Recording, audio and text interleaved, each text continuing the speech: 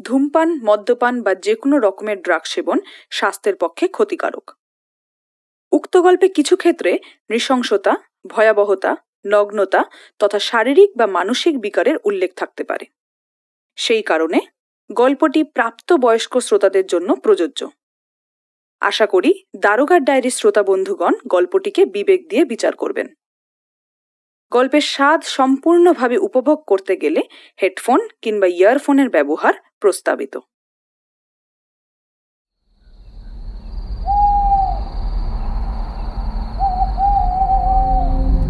গভীর রাতের নিস্তব্ধতা চরাচরকে আমোদিত করে রেখেছে। ঝিঝি পোকার নিরলস আর্তনাদ এই নিস্তব্ধতার মাদকতায় অবশ্যম্ভাবী ইন্ধন জুগিয়ে চলেছে। এহেনও এক শান্ত গ্রীষ্মের রাতে সমস্ত গ্রামখানা গভীর নিদ্রায় মগ্ন হয়ে আছে। আধভেজা ঘাসের ওপর একটা অবিচ্ছিন্ন পায়ের শব্দ এই নিস্তব্ধতাকে সম্পূর্ণভাবে ব্যাহত না করতে পারলেও তার মৃদু খোঁচায় সামান্য শান্তিভঙ্গ হওয়ার উপক্রম হয়েছে। মরো মরো শব্দ করে সস্তা খাটিয়ার ওপর শুয়ে থাকা মানুষটার শরীর আসন্ন নিদ্রার সাথে প্রবল যুদ্ধের সামান্য বিরতি দিয়ে কিঞ্চিত নড়ে উঠেছে। টলমল পায়ের মানুষটি ঘাসের ওপর নরম ছোঁয়া পেরিয়ে উঠোনের ওপর উপস্থিত হয়ে খানিকক্ষণের জন্য থমকে দাঁড়ালো। তারপর তার মুখে ফুটে উঠল এক আদিম নৃশংস চাহনি। খুব সাবধানে চৌকাঠ পেরিয়ে ঘরের ভিতরে প্রবেশ করল এক অশরীরী ছায়ামূর্তির মতো। হাতে ধরা বোতলটার ঢাকনা খুলে সম্পূর্ণ তরলটা ছিটিয়ে দিল। আর ঠিক তারপরেই চোখের নিমেষে সেই ছায়ামূর্তির হাতে উঠে আসলো একটা প্রাণঘাতী অগ্নিবাণ। আগুনের একটা ছোট্ট স্ফুলিঙ্গের থেকে লেলিহান শিখায় রূপান্তরিত হতে সময় লাগলো মাত্র কয়েক সেকেন্ড। আর তারপরে আকাশ বিদীর্ণ করা মানব চিৎকারে চারিপাশের পরিবেশ ভারী হয়ে উঠল।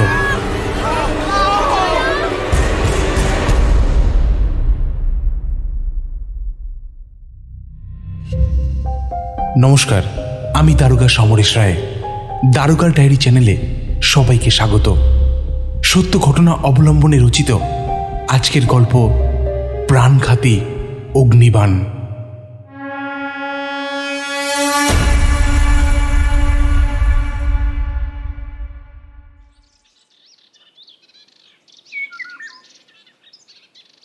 দিনটা 24শে মে 2019। ঘুম থেকে উঠে আজ বেশ ফুরফুরে লাগছিল। আসলে কাজের চাপে অনেক দিন ভালোভাবে ঘুম হয়নি।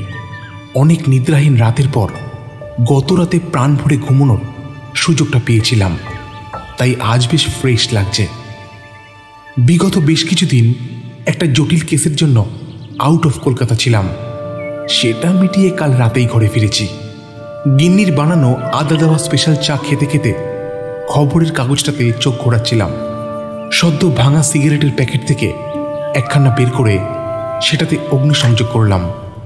খবরের কাগজে চোখ ঘোরাতে ঘোরাতে একটা জায়গায় চোখ আটকে গেল। একটা ট্যুর অ্যান্ড ট্রাভেলসের বিজ্ঞাপন।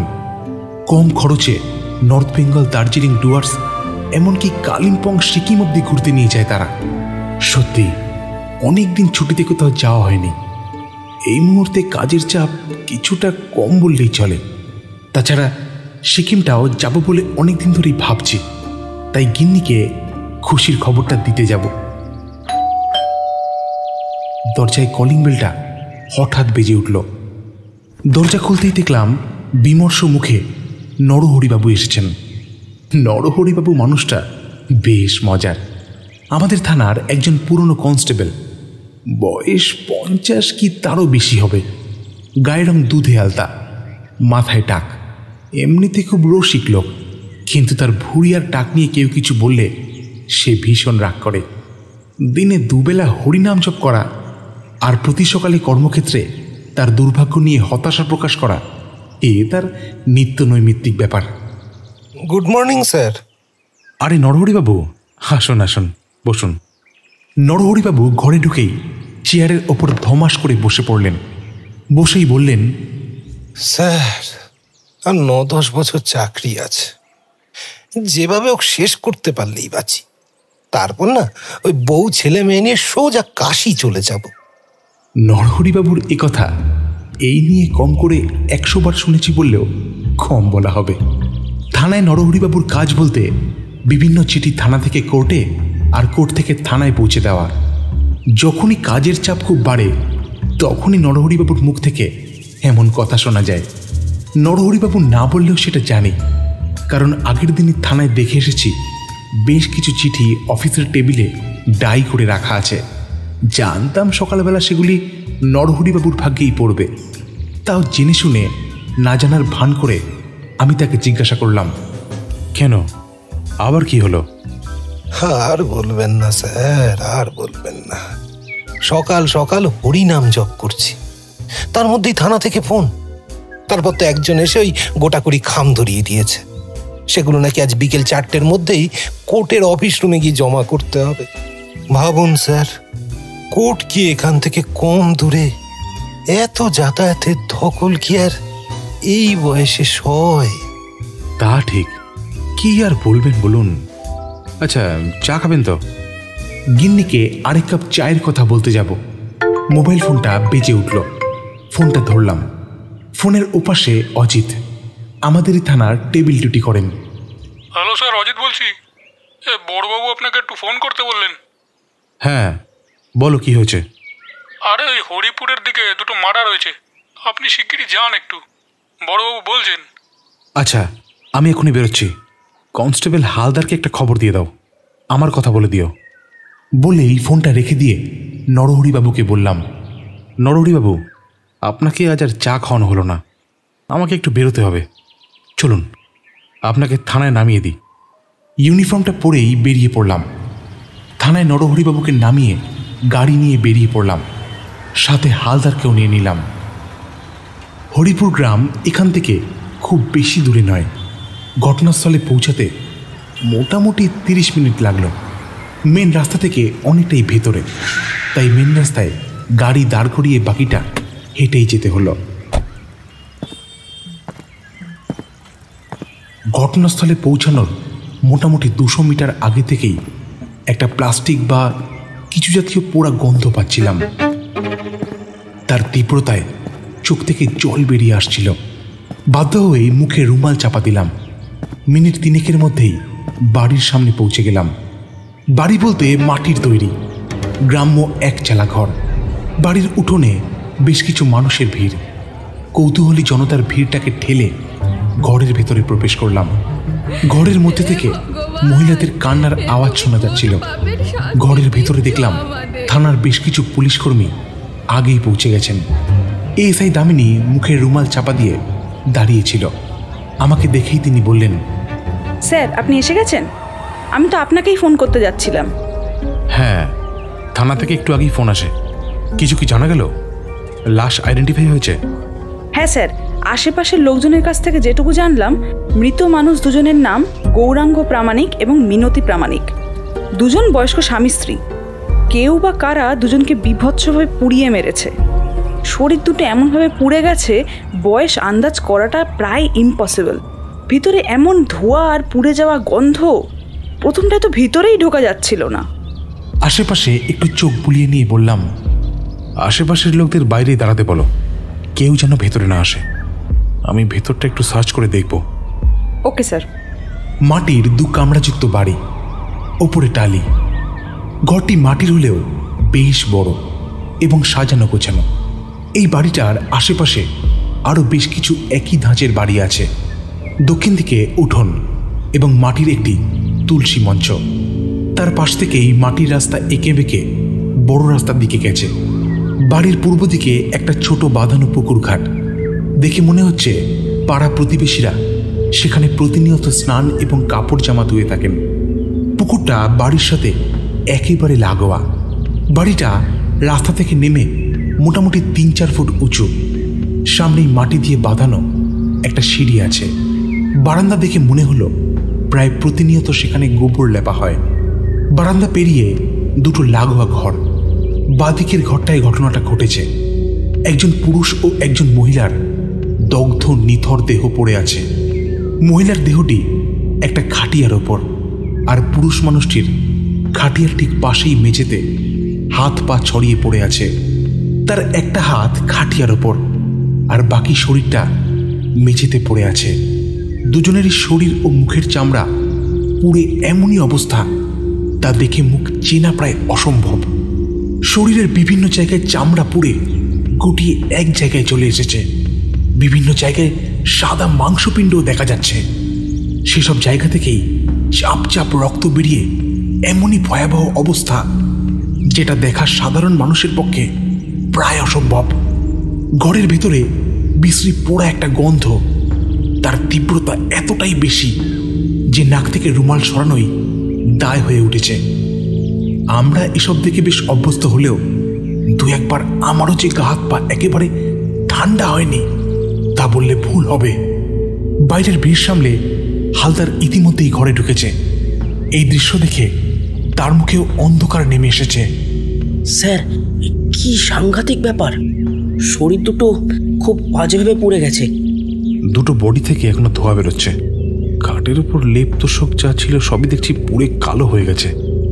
আর দেখো, মিনতি দেবীর শরীরের পাশে সবুজ রঙের একটা মশারিও আছে, লাইলনের মশারি। আগুন লাইলনের মশারিতে লাগলে সেটা খুব সহজেই শরীরের সাথে জড়িয়ে যায়। এ অবস্থায় বেঁচে বেরিয়ে আসা প্রায় অসম্ভব। হ্যাঁ স্যার, আর সিলিং ফ্যানের উপরে দেখুন, পোড়া প্লাস্টিক কালো হয়ে ঝুলছে। তার পোড়া অংশ খাটে পড়ে ছড়িয়ে আছে স্যার। ঘরের মেঝেতেও জল ছেটানো আছে, দুটো বালতিও আছে। অর্থাৎ আগুন লাগার পর বাড়ির লোকজন কিংবা আশেপাশের লোকজন জল দিয়ে আগুন নেভানোর অনেক চেষ্টা করেছে, কিন্তু গৌরাঙ্গবাবু আর মিনতি দেবীর শেষ রক্ষা হয়নি। এএসআই দামিনী একজন লোককে সঙ্গে করে ভেতরে ঢুকল। বয়স 50-এর একটি লোক, মুখ ভর্তি দাড়ি, মাথায় প্রকাণ্ড টাক, পরনে ময়লা একখানা ঘিয়ে রঙের ফতুয়া আর ঢোলা পাজামা। তার মুখে একটা করুণ হাসি। অর্ধেক ক্ষয়ে যাওয়া লাল দাঁতের শাড়ি দেখে বোঝা যায় লোকটার পান খাওয়ার অভ্যেস আছে, তবে ভদ্রতার খাতিরে মুখের পানটা বাইরেই ফেলে এসেছেন। স্যার, এনার নাম রামগতি পুরকাইত। 2-3টে বাড়ি পরেই এনার বাড়ি। আপনি বলুন। এই ধরনের কেসে একজন স্থানীয় লোকের স্টেটমেন্ট যে কতটা প্রয়োজনীয় সেটা বলার অপেক্ষা রাখে না। আমি লোকটির দিকে এগিয়ে যেতে সে মুখ খুলল। নমস্কার দারোগা বাবু, এই গৌরাঙ্গ আমার মেলা দিনের বন্ধু ছিল। বিকেলবেলায় একসঙ্গে চা খেতে বেরোতাম আমরা। আচ্ছা, ওনার কোনো শত্রু আছে বলে আপনার জানা আছে? না স্যার, ও খুব ভালো মানুষ ছিল। গ্রামের সবার সঙ্গে খুব ভালো সম্পর্ক। আর মিনতি দেবী? মিনতি বৌদি ঘর থেকে সেরকম একটা বেরোতেন না। ওনার পায়ে খুব ব্যথা ছিল তো, তাই খুব একটা বেশি হাঁটাচলা করতে পারতেন না। উনিও খুব ভালো মানুষ ছিলেন।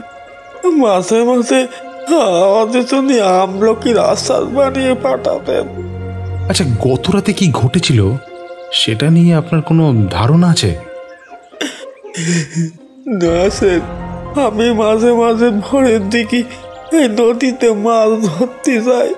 সেই কোণে রাত 3:30-র দিকে ঘুম থেকে উঠে মানে ঘটে নিয়ে পুকুর পাড়ে ঝোপের আড়ালে কাপ সারতে যাই। কাল রাতও গেছিলুম। যেতে গিয়ে দেখি একজন লম্বা বানা ছায়া মূর্তি মাঠের ওপর দিয়ে দৌড়ে ওই বড় রাস্তার দিকে চলে যেতে দেখি। তখন কিছু বুঝিনি। তারপর গৌরাঙ্গর বাড়ি থেকে চিৎকার চেঁচামেচি শুনে ছুটে গিয়ে দেখি দাউ দাউ করে আগুন জ্বলছে। আমি তখন গ্রামের বাকি সবাইকে ডেকে আনি, পুকুরে জাল বালতি করে ঢালতে থাকি, কিন্তু কি আর করার।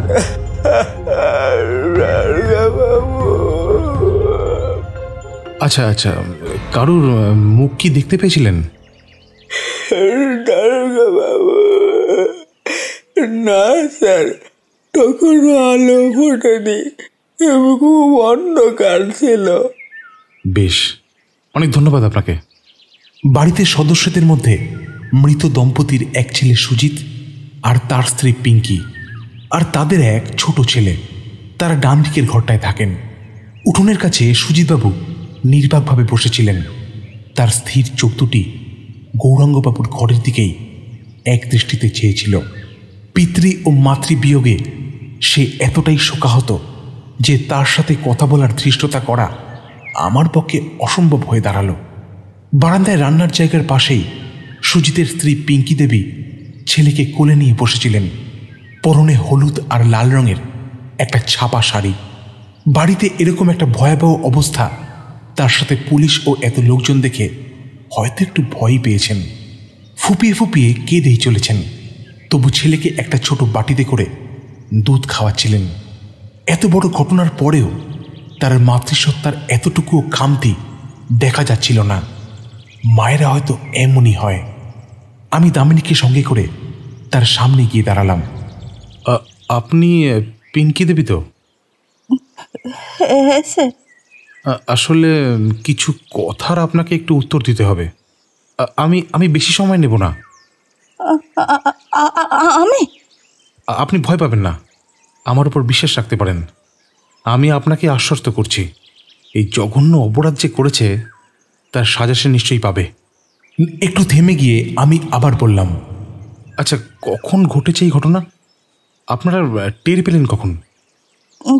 স্যার, কাল রাতে 10টা নাগাদ আমি ছেলেকে খাইয়ে দাইয়ে ঘুম পাড়িয়ে নিজেও ঘুমিয়ে পড়েছিলাম। বাবা মা ওই পাশের ঘরেই থাকতেন। তারা বয়স্ক মানুষ তো, তাই তারা অনেক আগেই ঘুমিয়ে পড়েন। তারপর ওই রাত 12টা-1টা নাগাদ আমি একবার বাথরুমে গেছিলাম। তখন বাবার সঙ্গে আমার দেখাও হয়েছিল, উনি বাথরুমে গিয়েছিলেন।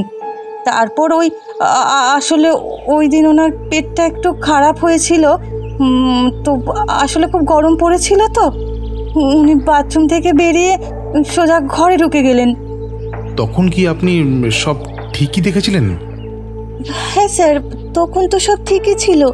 প্রতিদিনই মাঝরাতে ছেলের একবার করে ঘুম ভেঙে যায়, তো তখন ওকে আবার ঘুম পাড়িয়ে বাথরুম সেরে আমি আবার এসে ঘুমোই।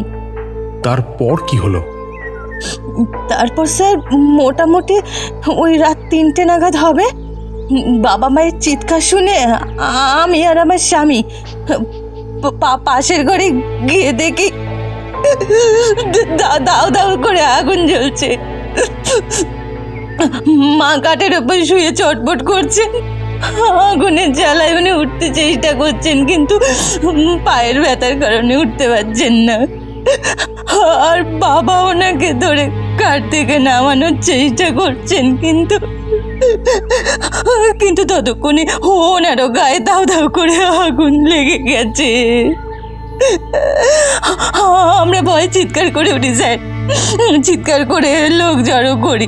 সামনের পুকুর থেকে বালতি বালতি করে জল নিয়ে এসে ওদের গায়ে ঢালি, কিন্তু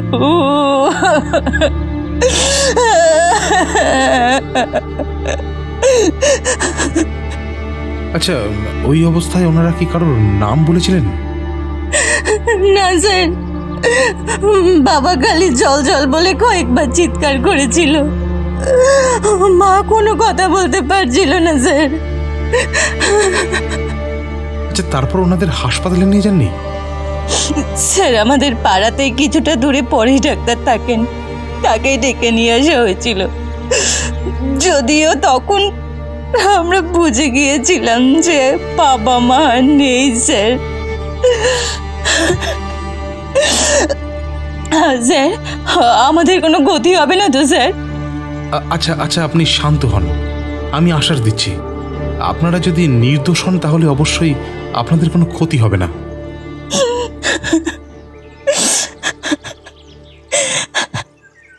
আশেপাশের কয়েকজন প্রতিবেশীকে আরও বেশ কিছু জিজ্ঞাসাবাদ করা হলো, কিন্তু তাতে বিশেষ কিছু লাভ হলো না। ঘরটি আরেকবার দেখার জন্য ভেতরে ঢুকলাম। কিছু পোড়া প্লাস্টিক আর তুলো খুবই সন্তর্পণে একটা জিপ র্যাপারে নিয়ে নিলাম।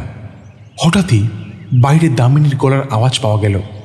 স্যার, একটু এদিকে আসবেন, একটা বোতল পাওয়া গেছে। আমি সাথে সাথেই বাইরে বেরিয়ে দেখলাম তুলসী মঞ্চের ঠিক নিচেই একটা প্লাস্টিকের বোতল মুখ খোলা অবস্থায় পড়ে আছে। নিচু হয়ে নাক ঠেকাতেই বুঝলাম পেট্রোলিয়াম জাতীয় কিছু একটা মৃদু গন্ধ পাওয়া যাচ্ছে। বোতলটার গায়ে অদ্ভুত একটা লেবেলে একটা বিশেষ স্টিকার, তাতে লেখা RRM। যে কোনো পেট্রোলিয়াম জাতীয় তরল উদ্দায়ী হয়। বোতলের মুখটা লাগানো থাকলে হয়তো কিছুটা সাবস্টেন্স পাওয়াও যেত। একটা কাপড় দিয়ে বোতলের মুখটা জড়িয়ে দড়ি দিয়ে বেঁধে খুব সন্তর্পণে নিয়ে নিলাম। স্যার, এটা ঢেলেই তারপর আগুন লাগানো হয়েছে, তাই না? মোস্ট প্রবাবলি হ্যাঁ। দেখা যাক ফরেন্সিক কি রিপোর্ট দেয়। বাকি স্যাম্পেলের সঙ্গে এটাকেও পাঠিয়ে দিও। স্যার, ভিতরটা দেখে কিছু বুঝতে পারলেন? আমি মুখ থেকে রুমাল সরিয়ে বললাম, বাবা, ভেতরের যা ভয়াবহ অবস্থা, আর চামড়া পুরো একটা বিশ্রী গন্ধ। রুমাল মুখ থেকে সরানোই দায়। যাই হোক, চলুন থানায় ফেরা যাক। ফিরে গিয়ে সব বলছি। ডেড বডি দুটি ময়না তদন্তের জন্য পাঠিয়ে দুজন কনস্টেবলকে সেখানে রেখে আমি দামিনীকে বললাম গাড়িটা নিয়ে থানায় ফিরে যেতে। আমি থানায় ফেরার পথে গেলাম ডাক্তার পরেশনাথ সমাদ্দারের চেম্বারের উদ্দেশ্যে। মেন রাস্তার উপরেই ডাক্তারবাবুর চেম্বার। এই এলাকায় পরেশ ডাক্তারের বেশ নাম ডাক আছে। তার সাথে আমার আগেই পরিচয় ছিল। আগের বছর দুর্গাপুজোর সময় চাঁদা নিয়ে স্থানীয় ছেলেদের সাথে তার কি একটা ঝামেলা হয়েছিল। সে সময় আমি তাকে সাহায্য করেছিলাম। তারপর থেকেই যে কবার দেখা হয়েছে তিনি আমার কাছে প্রতিবারই বেশ কৃতজ্ঞতা জ্ঞাপন করেছেন। খুবই সজ্জন এবং বিচক্ষণ ব্যক্তি। ডাক্তার হিসাবে তার দীর্ঘ 30 বছরের অভিজ্ঞতা। অনেক গরিব মানুষকেও বিনা পয়সায় চিকিৎসা করেন। তাই এলাকায় অনেকে তাকে ভগবান রূপেই শ্রদ্ধা করেন। চেম্বারের সামনে উপস্থিত হয়ে দেখলাম সামনের বেঞ্চের ওপর দুজন রোগী বসে অপেক্ষা করছেন। আমি গিয়ে হাঁক পারলাম, ডাক্তারবাবু আছেন? দারোগা বাবু, আপনি? আমি জানতাম আপনি আমার এখানে আসবেন। আমি আপনাকে ফোন করতেই যাচ্ছিলাম। যাক, ভালোই হয়েছে যে আপনি এখানে এসেছেন। পরেশবাবু, গৌরাঙ্গ প্রামাণিক এবং ওনার স্ত্রী মিনতি দেবীর মৃত্যুর কথা নিশ্চয়ই শুনেছেন। ঘটনার পর তো আপনিই গেছিলেন ওনাদের বাড়ি। হ্যাঁ, গেছিলাম। দাঁড়ান 1 মিনিট, আপনি একটু ভেতরে গিয়ে বসুন। দুজন রোগীকে প্রয়োজনীয় ওষুধ দিয়ে চটপট বিদায় করে আমাকে নিয়ে ভেতরের ঘরে গিয়ে বসলেন। তারপর বললেন, খুব দুঃখজনক ব্যাপার দারোগা বাবু। আজ খুব ভোরে গৌরাঙ্গর ছেলে সুজিত আমার বাড়িতে কাঁদতে কাঁদতে এসে হাজির। ওর কাছে সব কথা শুনে আমি সাথে সাথেই ওকে বাইকে বসিয়ে রওনা দিই। ওর বাড়িতে হাজির হয়ে দেখি কি ভয়ঙ্কর কাণ্ড। গৌরাঙ্গ আর মিনতির পুরো শরীরটা এতটাই পুড়ে গেছে, আমি তো প্রথমে চিনতেই পারিনি। আপনি তো এক পাড়াতেই থাকেন, তা ওনাদের ঠিক কতটা ভালোভাবে চিনতেন? হ্যাঁ, আমি গৌরাঙ্গকে অনেকদিন ধরেই চিনি। ছেলে বৌমা নিয়েও সুখেই ছিল। মেয়ের বিয়ে দেওয়ার পর ছেলের কাছেই শেষ জীবনটা কাটাবে, এইসব নিয়েই ওর সাথে আমার মাঝে মাঝেই কথা হতো। আচ্ছা, উনি জীবিকা হিসেবে কি করতেন? ওর তো বিশাল চাষের জমি। ছেলে আর ও মিলেই চাষ করত। ওদের ঘরে কিন্তু পয়সার অভাব ছিল না, তবে বাড়ি ঘর চাল চলন দেখে সেটা বোঝার একেবারেই উপায় নেই। তাই নাকি?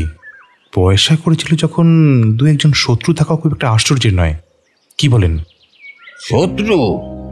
না না, গ্রামে সবাই গৌরাঙ্গকে সম্মানই করত।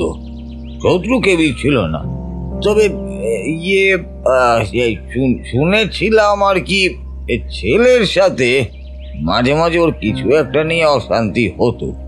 আমি অনেকবার জিজ্ঞাসাও করেছিলাম, কিন্তু সে কথার কোনো সদুত্তর আমি পাইনি।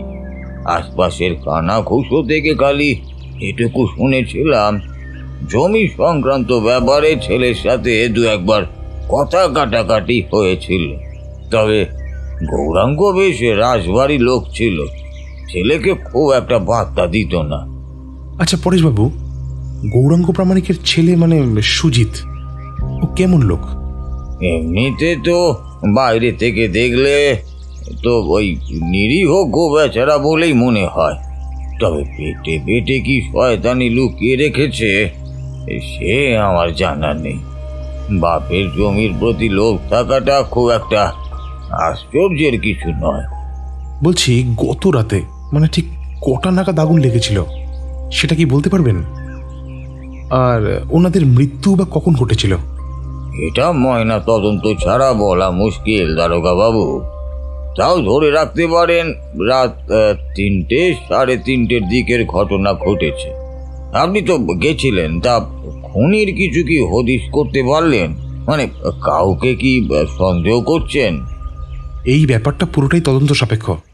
আমার চোখে কেউই সন্দেহের বাইরে নয়। এটা বরঞ্চ আপনি আমার উপর ছেড়ে দিন। পরেশবাবুর এই কথাটা আমার মোটেই ভালো লাগলো না। তদন্ত শুরু করার আগেই এই প্রশ্নের জবাব দিতে আমি খুবই বিরক্ত বোধ করি। তাই কথা না বাড়িয়েই বললাম, আচ্ছা পরেশবাবু, অনেক ধন্যবাদ। আজকের মতো তাহলে উঠি। যদি কিছু প্রয়োজন হয় আমি আপনাকে একটু ডিস্টার্ব করতে আসতে পারি। কি যে বলেন দারোগা বাবু, আপনার তদন্তে যদি আমি কিছু সাহায্য করতে পারি তাহলে নিজেকে অনেক ধন্যই মনে করব। পরেশ ডাক্তারের চেম্বার থেকে বেরিয়ে পড়লাম। মিনিট 20 মধ্যেই থানায় ফিরলাম। থানায় ফিরে ঘড়িতে দেখলাম বেলা 12টা বাজে। ব্যস্ততার মধ্যে সকালের জলখাবারটাই খাওয়া হয়নি। ভাবলাম থানার কাজ মিটিয়ে ঘরে গিয়ে একেবারে স্নান সেরে দুপুরের আহার সারা যাবে।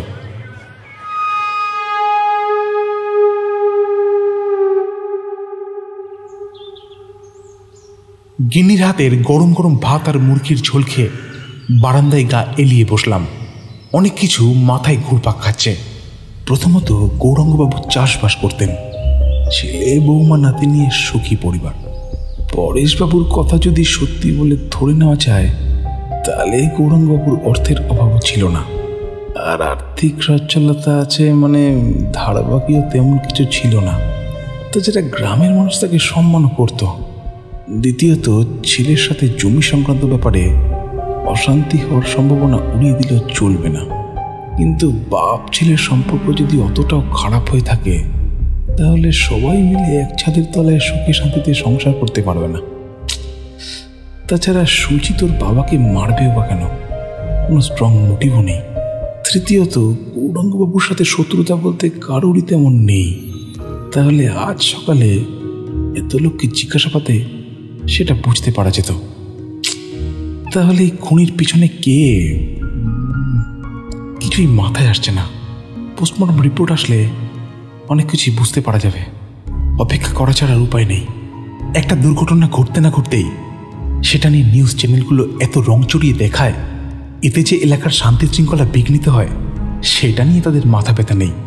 অবশ্য চিরাচরিত নিয়মে খবরের চ্যানেলগুলো টিআরপি এর উত্থান পতনের সামনে নৈতিকতা এমনকি মানবিকতাকেও চিরকালই মাথা নত করতে হয়েছে। এক্ষেত্রেও তার ব্যতিক্রম ঘটল না। সকালবেলা থানাতে বসেই নিউজ চ্যানেলটা দেখছিলাম। নরহরিবাবু এসে আমার হাতে একটা চিঠি ধরিয়ে দিয়ে হন্তদন্ত হয়ে বললেন, স্যার, আপনার নামে একটা চিঠি এসেছে। কাল একজন এসেছিলেন, আপনি ছিলেন না, তাই এসে বলে গেছে এটা যেন আপনার হাতেই দেওয়া হয়, আর কারুর যেন এটাতে হাত না পড়ে। চিঠির খামটা দেখেই বুঝলাম কোনো এক অ্যাডভোকেটের চিঠি। এরকম অ্যাডভোকেটের চিঠি প্রায় পেয়ে থাকি। খুলতে যাব, হঠাৎ অফিস রুমের সামনে ডক্টর আশুতোষ সিনহা এসে হাজির। আশুতোষবাবু ফরেন্সিক ডিপার্টমেন্টে কর্মরত, এখন সরকারি মর্গে কাজ করেন। বৃদ্ধ মানুষটির মাথার প্রতিটা সাদা চুল বহু বছর ধরে জমতে থাকা অভিজ্ঞতার ভার বহন করে চলেছে। এমনিতে খুব চুপচাপ রাশভারী মানুষ। জীবিত মানুষের থেকে মৃত মানুষের সঙ্গেই তার ওঠা বসা বেশি। ডেড বডি কাটাছেঁড়া করে গোপনে লুকিয়ে থাকা অজানা সত্য উদ্ঘাটন করা কিংবা মৃত মানুষটির সম্পর্কে পুঙ্খানুপুঙ্খ বিশ্লেষণ করা, এইসব বিষয়ে তার অভিজ্ঞতা অগাধ। এ ব্যাপারে তার চুরি মেলা ভার। তিনি থানায় ঢুকে সরাসরি আমার টেবিলের সামনে এগিয়ে আসলেন। আমি তাকে ইশারায় বসতে বললাম। তিনি চেয়ার এগিয়ে বসলেন। দারোগাবাবু নমস্কার, আপনার কেসটার পোস্টমর্টেম রিপোর্ট বানিয়ে ফেলেছি, বিকেলের মধ্যে আপনার হাতে চলে আসবে। কিন্তু একটা অদ্ভুত জিনিস পেলাম, সেটা আপনার জানা উচিত। তাই বলতে পারেন পার্সোনালি জানাতে সরাসরি আপনার কাছেই চলে আসলাম। পোস্টমর্টম রিপোর্ট খুবই এক্সপেক্টেড ছিল। মৃত্যুর কারণ যে বার্ন ইঞ্জুরি, অর্থাৎ বৃদ্ধ দম্পতি যে পুড়ে গিয়ে মারা গেছেন, সেটাই স্বাভাবিক। কিন্তু এর মধ্যে আবার কোনো অদ্ভুত ব্যাপার লুকিয়ে আছে। তাই আশুতোষবাবুর কথায় কিছুটা আশ্চর্য হলাম। মৃত্যুর কারণ বাই বার্নিং তো? হ্যাঁ, মৃত্যুর কারণ বাই বার্নিং, কিন্তু একটা অদ্ভুত ব্যাপার হলো, ভিকটিমের পেটে সামান্য বিষের এক্সিস্টেন্স পাওয়া গেছে। কি বিষ? ফরেন্সিক রিপোর্টের অপেক্ষায় এতদিন অধীর আগ্রহে বসেছিলাম। ভেবেছিলাম রিপোর্টটা হাতে পেলে ক্ষীণ হলেও কোনো না কোনো ক্লু নিশ্চয়ই পাব। কিন্তু এখন দেখলাম ফরেন্সিক রিপোর্ট যেন পুরো ব্যাপারটাকে আরও গুলিয়ে দিয়েছে। হতচকিত ভাবটা খানিকটা কাটিয়ে উঠে বললাম, মানে আশুতোষবাবু, কী ধরনের বিষ এটা? গৌরাঙ্গ প্রামাণিকের পেটে যে বিষটা পাওয়া গেছে তার নিতান্ত সাধারণ বিষ। এতে মৃত্যু অনিবার্য না, গ্লাইফসফেট। সাধারণত এই চাষাবাদের জমিতে আগাছা মারার কাজে, অর্থাৎ ওই কীটনাশক হিসাবে ব্যবহৃত হয়। যদিও সেটার পরিমাণ এতটাই কম ছিল, তাতে মৃত্যু হওয়ার সম্ভাবনা নেই বললেই চলে। ওই পরিমাণ বিষ মানুষের পেটে গেলে ওই বমি, পেট খারাপ, মাথা ঘোরানো এইসব হতে পারে, কিন্তু মৃত্যু হওয়ার চান্স নেই বললেই চলে। আচ্ছা, দুজনের পেটেই কি একই বিষ ছিল? একেবারেই না। মিনতি প্রামাণিক পুড়েই মারা গেছে, ওনার পেটে বিষ টিষ ছিল না। সত্যি অদ্ভুত ব্যাপার। আচ্ছা, এটা কি বলা সম্ভব যে আগুন লাগানোর আগে ঠিক কি ধরনের দাহ্য পদার্থ ব্যবহার করেছিল? আমরা ডেড বডি দুটো বেশ ভালোভাবেই পর্যবেক্ষণ করেছি। দেখুন, সাধারণত যেসব দাহ্য পদার্থ আছে, মানে এই ধরুন পেট্রোল, ডিজেল বা কেরোসিন, এই সবকটা পদার্থই আগুন জ্বালাতে ব্যবহৃত হয়। কিন্তু সমপরিমাণের উদ্দায়ী নয়, মানে খোলা বাতাসে রেখে দিলে পেট্রোল বা ডিজেল অনেক আগেই উবে যাবে।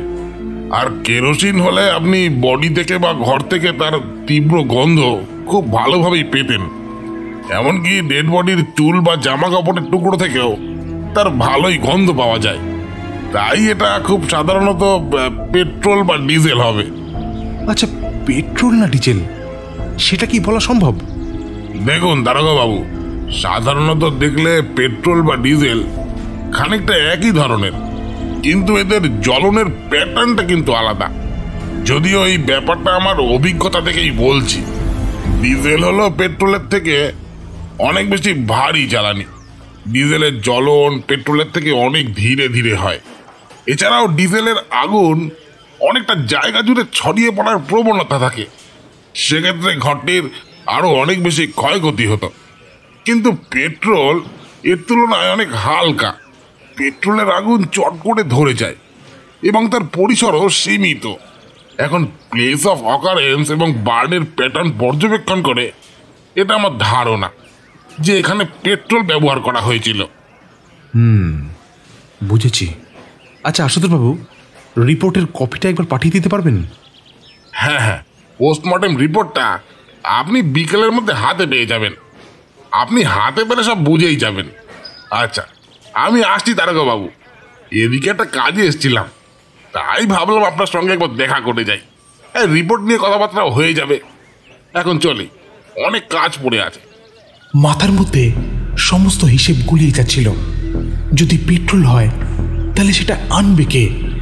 গৌরাঙ্গবাবু চাষাবাদ করতেন, তাদের বাড়িতে এই ধরনের বিষ পাওয়া গেলেও পেট্রোল, এটা তো গৌরাঙ্গবাবুর বাড়িতে থাকার কথা নয়। তাহলে কি সেই রাতে অন্য কেউ এসেছিল? রাতের দিকে কাউকে একটা পালিয়ে যেতে দেখা গেছিল, কিন্তু কে আসবে? কেনই বা আসবে? দুটো বৃদ্ধ মানুষকে মেরে কার কি লাভ হবে? আবার গৌরাঙ্গবাবুর পেটে বিষ, মিনতি দেবীর পেটে বিষ নেই। কি অদ্ভুত ব্যাপার! অপরাধী যদি বিষ দিয়েই মারার জন্য ভাবে, তাহলে অগ্নিসংযোগ কেন? যে কাজ নিঃশব্দে করা যায়, সেই একই কাজ করতে অগ্নিবাণের প্রয়োগ কেন? বিকালের মধ্যেই পোস্টমর্টম রিপোর্ট হাতে পেয়ে গেলাম। রিপোর্টে আশুতোষবাবুর কথাগুলোই তথ্য প্রমাণ সহ লেখা আছে। সেদিন অনেক রাত অবধি সেই রিপোর্ট নিয়েই বসেছিলাম, আর একটার পর একটা সিগারেটের ধাক্কায় মস্তিষ্কটাকে বারংবার সতেজ করার প্রচেষ্টায় লিপ্ত হয়েছিলাম। পরের দিন সকালে থানার টেবিলেই নিদ্রামগ্ন হয়ে বসেছিলাম। হঠাৎ একটা কথা মাথায় আসতে তন্দ্রা কেটে গেল। চোখে মুখে জলের ঝাপটা দিয়ে টেবিলের ওপর রাখা নরহরিবাবুর দেওয়া সেই অ্যাডভোকেট সাহেবের চিঠিটার দিকে চোখ ফেরালাম। গতকাল কাজে এতটাই ব্যস্ত ছিলাম যে চিঠিটা পড়ার মতো সময় হয়ে ওঠেনি। চিঠি খুলতেই দেখলাম নিচে যার সই, সে আমার বহু পরিচিত retired advocate Surendra Ghosh Dastidar. Defence lawyer হিসাবে কোর্টে তার বেশ ভালোই নাম ডাক ছিল। রিটায়ার্ড হওয়ার পরেও তাকে কোর্টে প্রায়ই দেখা যায়। বিভিন্ন কাজের সুবাদে আমাদের মাঝে মাঝেই কোর্ট যেতে হয়। তারই সুবাদে তার সাথে আমার আলাপ।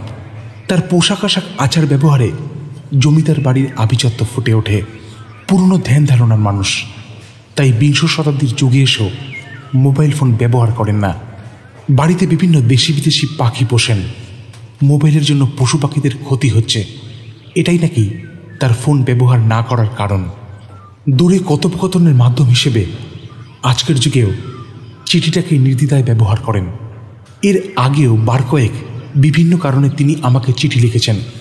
চিঠি খুলেই দেখলাম গোটা গোটা স্পষ্ট অক্ষরে তাতে লেখা আছে, সুরেন্দ্র ঘোষ দস্তিদার।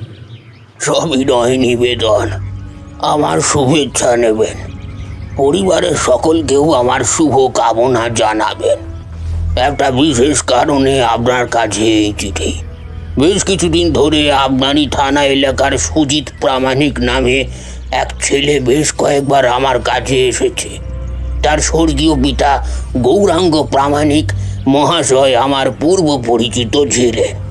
নিজের জীবনকালে উইল সংক্রান্ত বিষয়ে অনেকবার আমার শরণাপন্ন হয়েছিলেন। তার পুত্র সুজিত প্রামাণিকের উদ্দেশ্য বেশ স্পষ্ট। তার পৈতৃক সম্পত্তির পরিমাণ প্রায় 50 শতকের মতো, পুরোটাই চাষের জমি। তাও এ বাজারে তার মূল্য আনুমানিক 20 লক্ষ টাকার মতো হবে। তার পিতার সমস্ত জমি সে কিভাবে তার নামে হস্তান্তরিত করা যায় সে ব্যাপারেই আমার কাছে উপদেশের জন্য অনেকবার এসেছে। আমাকে প্রয়োজনীয় পারিশ্রমিকও দিয়েছে। গতকাল সকালেও ডিস্ট্রিক্ট কোর্টের কাছে আমার চেম্বারে সে আসে। তার মুখ থেকেই তার পিতৃ ও মাতৃবিয়োগের খবরটা পাই। তাদের আকস্মিক মৃত্যুতে সে কিছুটা ভেঙে পড়লেও তার উদ্দেশ্য সম্বন্ধে আমার প্রথম থেকেই সন্দেহ ছিল, এবং সে যে এখনো নিজের উদ্দেশ্যে অনড় তা আমি ভালোই বুঝতে পেরেছি। সম্প্রতি জানতেও পেরেছি এই কেসের তদন্তভার আপনার কাঁধেই পড়েছে। তাই আপনাকে এটা জানানো বিশেষ দরকার বলে বোধ করছি। বিনীত, শ্রী সুরেন্দ্র ঘোষ দস্তিদার। সুরেন্দ্রবাবুর চিঠি যে তদন্তের পথ এতটাই সুগম করবে তা আগে বুঝিনি। উকিলের চিঠি পড়ে প্রাথমিক সন্দেহ গিয়ে পড়ল সুজিতের ওপর। সুরেন্দ্রবাবুর বাড়ি বেশি দূরে নয়। কনস্টেবল হালদারকে নিয়ে তার সঙ্গে দেখা করে কয়েকটি মূল্যবান তথ্য হাতে এলো। তারপর সেখান থেকে বেরিয়ে সোজা গৌরাঙ্গবাবুর বাড়ির উদ্দেশ্যে রওনা দিলাম। পথে যেতে যেতে মাথার মধ্যে ঘটনাগুলোকে সাজানোর চেষ্টা করছিলাম, তাই হালদারের ক্রমান্বয়ে করে চলা প্রশ্নগুলো কর্ণগোচর হচ্ছিল না। গিয়ে দেখলাম বাইরের বারান্দায় মাদুর পেতে পিঙ্কি দেবী তার ছেলেকে নিয়ে শুয়ে আছেন। আমাকে দেখেই পিঙ্কি দেবী একটু হতচকিত হয়ে দাঁড়িয়ে পড়লেন। গায়ের কাপড়টা টেনে মাথায় ঘোমটা দিলেন। এহেন ভর দুপুরে পুলিশের আকস্মিক আগমনে তিনি যে কিঞ্চিত বিস্মিত হয়েছেন তা ভালোই টের পেয়েছিলাম। পিঙ্কি দেবী, সুজিতবাবু আছেন? স্যার, আপনারা? হ্যাঁ, উনি ভেতরেই আছেন। আসুন, ভেতরে আসুন।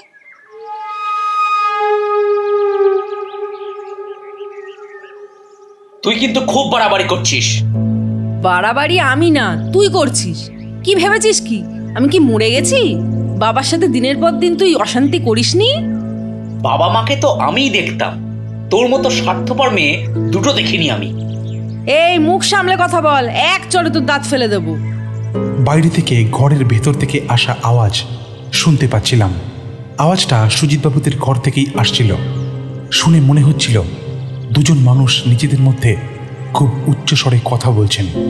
পিঙ্কি দেবীকে উপেক্ষা করেই ঘরের ভিতরে প্রবেশ করলাম। এ কি আপনারা হঠাৎ এই সময়? ঘরের ভেতরে প্রবেশ করতেই আমাকে দেখে সুজিতবাবু ও আরেকজন অচেনা ভদ্রমহিলা নিজেদের মধ্যে ঝগড়া থামিয়ে খানিকটা স্তম্ভিত হয়ে আমার মুখের দিকে তাকালেন। বলাই বাহুল্য, আমাদের আগমন তাদের কাছে বেশ অপ্রত্যাশিত। পুলিশ এভাবেই যখন তখন চলে আসে সুজিতবাবু, কিন্তু আমার আগমনে আপনার মনে হচ্ছে একটু অসুবিধাই হয়ে গেল, তাই নয় কি? এ মা, না না না না, একদম না। আসুন, ভেতরে আসুন। উনি কে? ওনাকে তো ঠিক চিনলাম না। ও হলো আমার দিদি, আমরা দুই ভাই বোন। সুজিতবাবু আমাকে মহিলার সাথে পরিচয় করিয়ে দিলেন যে উনি তার দিদি হন। হাত জোর করে আমাকে নমস্কার জানালেন। আমিও প্রত্যুত্তরে নমস্কার জানালাম। ভদ্রমহিলার বয়স আনুমানিক 40-এর ওপরেই হবে। গায়ের রং শ্যামলা হলেও মুখের চামড়ায় বয়সের ছাপ পড়েনি। শরীরের গঠনও বেশ ধরে রেখেছেন। পরনে সাধারণ ছাপা শাড়ি, তবে গায়ে গয়নাকাটি তেমন নেই। উচ্চতা 5 ফুটের বেশি হবে না। কম বয়সে যে আরো সুন্দরী ছিলেন সেটা ভালোই বুঝতে পারা যায়। আপনার নাম? আমার নাম মালতী। আপনি খবরটা কবে জানতে পেরেছেন? ভাই আমাকে খবরটা সেদিন সকালেই জানিয়েছিল।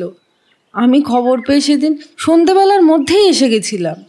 আপনার তো খুব সম্ভবত বিয়ে হয়ে গেছে। আপনি কোথায় থাকেন? স্যার, আমার বিয়ে প্রায় 20 বছর হয়ে গেল। বিয়ের পর ওই বছর 5 আমি স্বামীর সঙ্গেই থেকেছিলাম। তারপর থেকে আমি একাই থাকি। কলকাতার কেষ্টপুরে একটা একতলা ভাড়া বাড়িতে আমি থাকি। ওখানেই একটা কোম্পানিতে কাজ করি। ভদ্রমহিলার মুখে গ্রাম্য সরলতা থাকলেও তার কথা বলার ধরন আর বডি ল্যাঙ্গুয়েজে একটা শহুরের চটকতা আছে, সেটা ভালোই বুঝতে পারছিলাম। আর আপনার স্বামী? স্বামীর সঙ্গে তো আমার কোনো যোগাযোগ নেই স্যার। বিয়ের পর থেকে অশান্তির কারণে আমি আলাদাই থাকি। আপনার স্বামী এখন কোথায় থাকেন? আমি সেসব কিছু জানি না স্যার। ওর চরিত্রের দোষ আছে, তার ওপর সারাক্ষণ মদ খেয়ে বেড়ায়। কোথায় থাকে কি করে কিছুই জানি না। আচ্ছা, ঘটনার দিন আপনি কোথায় ছিলেন? স্যার, আমার মেয়েটার শরীর একটু খারাপ ছিল, তাকে দেখতে তার শ্বশুর বাড়ি গেছিলাম। সেখানেই রাতে থেকে গেছিলাম। সকালে ভাইয়ের ফোন আসতে আমি বিকেলের মধ্যেই চলে আসি। আপনার মেয়ে? হ্যাঁ স্যার, তবে আমি বেআইনি কোনো কাজ করিনি স্যার। 1 বছর আগে তার 19 বছর বয়সে বিয়ে দিয়েছিলাম। জামাই কলকাতাতেই থাকে, ওখানেই ওরা দুজনে সুখে শান্তিতে ঘর করছে। এতক্ষণ সুজিতবাবু পাশেই দাঁড়িয়েছিলেন। মালতী দেবীর সাথে কথোপকথনের সময় সুজিতবাবুর ক্রোধান্বিত চোখগুলোর চাহনি থেকে এটুকু স্পষ্ট বুঝতে পারা যাচ্ছিল মালতী দেবীর ওপর তার কোনো কারণে আক্রোশ রয়েছে। তাদের মধ্যে ঝগড়া বিবাদটা আমি আসার আগে অবধি চলছিল। এটা যে তারই বহিঃপ্রকাশ সে ব্যাপারে কোনো সন্দেহ নেই। আমি মালতী দেবীকে বললাম, আপনি একটু বাইরে যান, সুজিতবাবুর সাথে আমার বিশেষ কিছু কথা আছে। আমার কথা শেষ না হতেই মালতী দেবী বাইরে চলে গেলেন। সুজিতবাবু, আপনাকে আমার কিছু জিজ্ঞাসা আছে, আশা করব আপনি সেগুলোর সঠিক সঠিক উত্তর দেবেন। আমার কথা শোনার আগেই সুজিতবাবু কাঁদতে কাঁদতে আমার পা জড়িয়ে ধরে বললেন, স্যার আমাকে বাঁচান স্যার, আমি বাবাকে মারিনি স্যার। আমার বাবার মৃত্যুর জন্য সবাই আমাকে দায়ী করছে, বলছে আমি আমার বাবাকে পুড়িয়ে মেরেছি। আমি মারিনি স্যার, আমি মারিনি। আচ্ছা আচ্ছা, আপনি উঠুন, উঠে দাঁড়ান, আমার কথার সঠিকভাবে উত্তর দিন। কিন্তু জেনে রাখবেন, এই বাড়ির সবার উপরই আমার সন্দেহ আছে, আর আপনিও তার বাইরে নন। আপনারা এক ভাই আর এক বোন, তাই তো? হ্যাঁ স্যার। তা গৌরাঙ্গবাবুর সাথে আপনার কি নিয়ে সমস্যা ছিল? না না না স্যার, আমি বাবা মাকে খুবই ভালোবাসতাম। মৃত্যুর আগের দিন অবধি আমি তাদের দেখাশোনা করেছি। আমি আমি কেন পুড়িয়ে মারবো স্যার? কেন? আমি কখন বললাম যে আপনি মেরেছেন? না না না স্যার। আচ্ছা, কাল সকালে আপনি কোথায় গেছিলেন?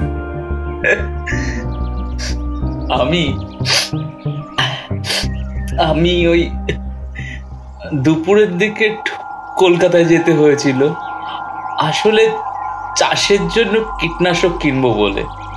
ঘরে যা ছিল সব শেষ হয়ে গেছিল স্যার।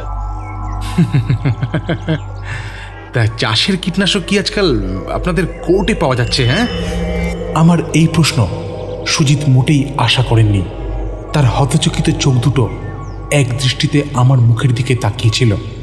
তার গলা ভেঙে উঠে আসা কান্নার ধমকটাও এক লহমায় উধাও হয়ে গেছিল। অবিচ্ছিন্ন কয়েকটি শব্দ তার মুখ থেকে উচ্চারিত হলো। ও স্যার, আমি তো যাইনি, মানে মানে সুরেন্দ্র ঘোষ দস্তিদার, এনাকে চেনেন? দ্বিতীয়বার সুজিত আঘাত পেল। আমার এই প্রশ্নের পর সুজিতের মুখখানা যেরকম হয়েছিল তা বর্ণনা করার ভাষা আমার কাছে নেই। সুজিতের কপাল ও মুখে ঘাম, সারা শরীর থরথর করে কাঁপছে, আর কোনো কথাই তার গলা টপকে ঠোঁট অবধি পৌঁছাতে পারল না। আমি এবারে কয়েকটা কথা আপনাকে জানিয়ে রাখি সুজিতবাবু। প্রথমত, আপনার প্রতিটা মুভমেন্টের উপর আমার কড়া নজর আছে। কোথায় যাচ্ছেন, কি করছেন, কি ভাবছেন, চাইলে আমি সব গড়গড় করে বলে দিতে পারি। তাও আমি চাই সব সত্যি আপনার মুখ থেকে শুনতে। আর দ্বিতীয়ত, আপনাকে জানিয়ে রাখি, আপনার বাবার মৃত্যু আগুনে পুড়ে হলেও তার পেটে কিন্তু বিষ পাওয়া গেছে। বিষ? হ্যাঁ, বিষ। আর সে কাজ আপনার পক্ষে করা খুব একটা অসম্ভব নয়। বিষটা হলো চাষের জমিতে ব্যবহৃত কীটনাশক। ওই একই ধরনের কীটনাশক আপনিও চাষের কাজেই ব্যবহার করেন। স্যার, কিন্তু আমি বাবা মাকে কেন মারব? আমি জানি আপনি এই প্রশ্নই করবেন, তবে শুনে রাখুন, আপনার বাবার পৈতৃক সম্পত্তি হাতানোর চেষ্টায় আপনি বহুবার অ্যাডভোকেট সুরেন্দ্রবাবুর কাছে উপদেশ নিয়েছেন। আপনি ভালো করেই জানেন গৌরাঙ্গবাবুর জীবনদশায় সেটা সম্ভব নয়, কারণ তিনি একটা উইল বানানোর পরিকল্পনা করেছিলেন, যার জন্য বহুবার সুরেন্দ্রবাবুর সঙ্গে দেখাও করেছিলেন। আর সেই উইলে উনি আপনাকে বঞ্চিত করে সব সম্পত্তি আপনার দিদিকে দিতে চেয়েছিলেন। কিন্তু উইল তৈরির আগে যদি উনি আকস্মিকভাবে মারা যান, তাহলে খুব স্বাভাবিকভাবেই 50 শতকের মধ্যে অন্তত অর্ধেক সম্পত্তি আপনার দখলে চলে আসবে। কি তাই তো? এইসব সুরেন্দ্রবাবু নিজের মুখেই আমার কাছে স্বীকার করেছেন, তাই অস্বীকার করবেন না। সব দিক ভেবে সেদিন রাতেই আপনি চূড়ান্ত সিদ্ধান্তটা নিয়ে নিয়েছিলেন। আর বিষ দেওয়াটা আপনার কাছে খুব সহজ ব্যাপার। বিষ তো আপনার হাতের কাছেই ছিল। স্যার, এসব কি বলছেন? আর কত নাটক করবেন? সেদিন গৌরাঙ্গবাবুর ঘরে আমি কীটনাশকের কৌটো দেখেছিলাম। সেটার ফরেন্সিক অ্যানালাইসিস করলে সব জলের মতো পরিষ্কার হয়ে যাবে। ব্যাস, সেটাই রাতে খাবারের সঙ্গে মিশিয়ে দিলেন। পরে যখন বুঝলেন এতে মৃত্যু অনিবার্য নয়, তখন ঘুমন্ত অবস্থায় তাকে আগুন জ্বালিয়ে দিলেন। স্যার, বিশ্বাস করুন, বাবা আমাকে একদম পছন্দ করতেন না। দিদির প্রতি ওনার একটু বেশি দরদ ছিল, তাই আমাকে সম্পত্তিও দিতে চাইতেন না। সেটা নিয়ে অনেকবার আমাদের মধ্যে অশান্তি হয়েছে, কিন্তু বিশ্বাস করুন, আমি ওদের মানিনি। আমি বাবা মাকে খুব ভালোবাসতাম। সুজিতবাবু কান্নায় মাটিতে লুটিয়ে পড়লেন। এতক্ষণের কথোপকথন দরজার বাইরে দাঁড়িয়ে যে পিঙ্কি দেবী লুকিয়ে লুকিয়ে শুনছিলেন, সেটা আমি অনেক আগেই দেখে নিয়েছিলাম। সব শুনে তার চোখ মুখ শুকিয়ে গেছে। কোলে বাচ্চাটিকে আঁকড়ে ধরে চুপ করে দাঁড়িয়ে আছেন। তার মাথা থেকে পা অবধি থরথর করে কাঁপছে। পিঙ্কি দেবী, আপনি ভেতরে আসতে পারেন। লুকিয়ে লুকিয়ে আর কান পাতার দরকার নেই। পিঙ্কি দেবী ভেতরে আসতে আমি বললাম, আমি সুজিতবাবুকে জিজ্ঞাসাবাদের জন্য থানায় নিয়ে যাচ্ছি। প্রয়োজনে তদন্তের স্বার্থে আপনাকেও থানায় ডাকলে আসতে হতে পারে। হালদার, ভেতরে এসো, সুজিতবাবুকে গাড়িতে তোলো। সুজিতবাবুকে নিয়ে থানায় ফিরলাম।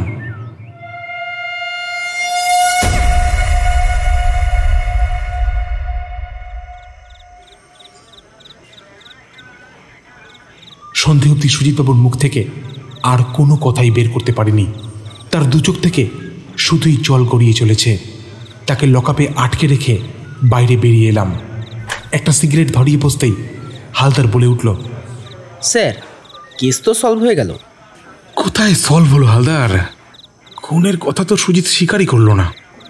বিষের ব্যাপারটাও এখনো প্রমাণ সাপেক্ষ। তাহলে স্যার? অনেক সহজেই ব্যাপারটা কেমন 2 × 4 হয়ে গেল। কিন্তু এখনো কিছু প্রশ্নের উত্তর পাওয়াই গেল না। কি প্রশ্ন স্যার? সুজিতবাবুর সাথে মালতী দেবীর কি নিয়ে অশান্তি হচ্ছিল? শুধুই কি জমি নিয়ে সমস্যা? পিঙ্কি দেবী ঘরের বাইরে দাঁড়িয়ে দাঁড়িয়ে আমাদের কথোপকথন শুনছিলেন কেন? ওনার স্বামীকে পুলিশ তুলে আনলো, কিন্তু কোনো প্রতিবাদ করলেন না কেন? সুজিতবাবুকেও জমির ভাগ দিতে গৌরাঙ্গবাবু রাজি ছিলেন না কেন? আর সব থেকে বড় প্রশ্ন, যদি ধরে নি সুজিতবাবু তার বাবার ওপর রেগেছিলেন, তাহলে ওনার মাকে খুন করতে গেলেন কেন? অনেক প্রশ্ন হালদার। যতই সুজিতকে দোষী মনে করি, এ কথা তো সত্যি, বিষক্রিয়ায় গৌরাঙ্গবাবুর প্রাণনাশ হয়নি। ওটা একটা জাস্ট ফেইল্ড অ্যাটেম্প ছিল। স্যার, আর মালতী দেবীকে দেখে আপনার কি মনে হলো? দেখে যতটা সহজ সরল মনে হয় ততটা উনি নন। একটা কাজ করো হালদার, উনি কলকাতায় কোথায় থাকেন, কোন কোম্পানিতে কাজ করেন, এইসব একটু খোঁজ নিয়ে দেখো তো। Okay sir. বেলা পেরিয়ে সন্ধে হয়ে গেল। সুজিত সকাল থেকেই নির্বাক। দুপুরে ভাতের থালা জল নিয়ে ওর সামনে দিলেও তার এক কণাও সুজিত স্পর্শ করেনি। খালি নির্বাক দৃষ্টিতে মাটির দিকে চেয়ে আছে। পিতার শ্রাদ্ধশান্তির কাজ এখনো বাকি। তার কামানো মাথা আর সাদা ধুতিতে যে কালিমার দাগটা লাগতে চলেছে, সেটা যে তার পিতৃ ও মাতৃবিয়োগের থেকেও ঢের কষ্টদায়ক, সেটা সে হাড়ে হাড়ে উপলব্ধি করছে। আপাত দৃষ্টিতে সুজিতকে অপরাধী বলে মনে হলেও আমার মাথা আর মনের সাথে ক্রমান্বয়ে চলতে থাকা সংঘর্ষকে উপেক্ষা করার উপায় নেই।